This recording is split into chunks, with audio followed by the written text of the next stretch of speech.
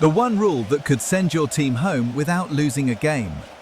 A player gets a yellow card for arguing with the referee in the 89th minute of a dead game. His team already won. Nobody cares. The commentators move on. 3 weeks later, that yellow card eliminates his entire country from the World Cup. That is not hypothetical. That already happened. And at the 2026 World Cup, with 48 teams crammed into 12 groups, it is going to happen again. And most fans will have no idea why their team is flying home. Here is the rule nobody talks about until it matters. When two teams finish a World Cup group level on points, the tiebreakers kick in. First, it is goal difference. Then it is total goals scored. Then it is head-to-head results between the tied teams. These are the ones everyone knows. But if two teams are still level after all of that, and at a 48-team tournament with 4 teams per group playing 3 games each, this is far more likely than it sounds. The competition goes to fair play points. Fair play is a system that counts every yellow and red card your team collected across all 3 group games. A yellow card is worth 1 point. A red card from 2 yellows is worth 3. A straight red is 3. A yellow card followed by a straight red is 4. The team with the lower fair play score goes through. The team with the higher score goes home. Not because they lost, not because they scored fewer goals, because their left back got booked for a late tackle in Game 2. This is not a hypothetical edge case buried in a rulebook. This is exactly how Japan qualified for the 2018 World Cup knockout stage ahead of Senegal.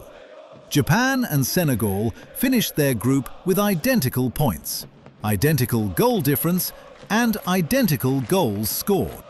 Their head-to-head match had ended in a draw. Every single tiebreaker failed to separate them, so FIFA went to fair play. Japan had collected 4 yellow cards across their 3 games. Senegal had 6. Japan went through. Senegal went home.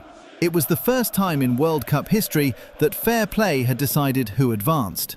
And Senegal had done nothing wrong by normal football standards. They just had 2 more bookings than Japan.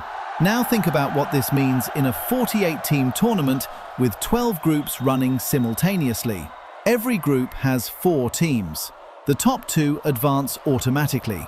Then 8 of the 12 third-place finishers also go through.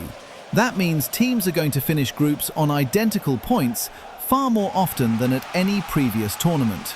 More teams means more congestion in the standings, more draws, more scenarios where goal difference cannot separate anyone.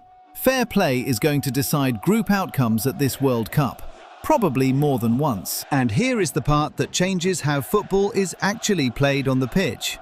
Managers have always told their players to stay disciplined. Do not get booked unnecessarily. Do not retaliate. Everyone has heard that team talk, but it was always about keeping players available for the next game, avoiding suspensions. Now there is a second reason. Now getting booked is not just a personal risk. It is a calculation that sits on a spreadsheet for 3 weeks, quietly deciding whether your country advances or not.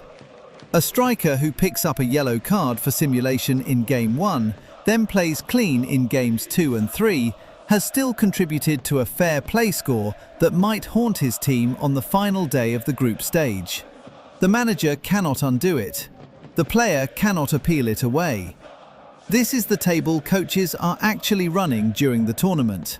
Points, goal difference, goals scored, head-to-head, fair play, drawing of lots, 6 tiebreakers. Most fans know the first 2. Coaches at this level know all 6 and track every single one from the first whistle of Game 1. The drawing of lots, by the way, is exactly what it sounds like. If everything else is still equal, FIFA puts the teams in a draw. Your World Cup fate decided by a coin flip. Literally. So the next time you watch a group stage game and a player argues with the referee over a foul that did not matter, remember this. That conversation costs his team a yellow card. That yellow card goes into a column. That column might be the only thing separating his country from the knockout stage. The cleanest team does not always win, but at the 2026 World Cup, the cleanest team might just survive. If you want to actually understand this tournament while everyone else is just watching it, subscribe. Every video on this channel is built around the rules nobody explains until it is already too late.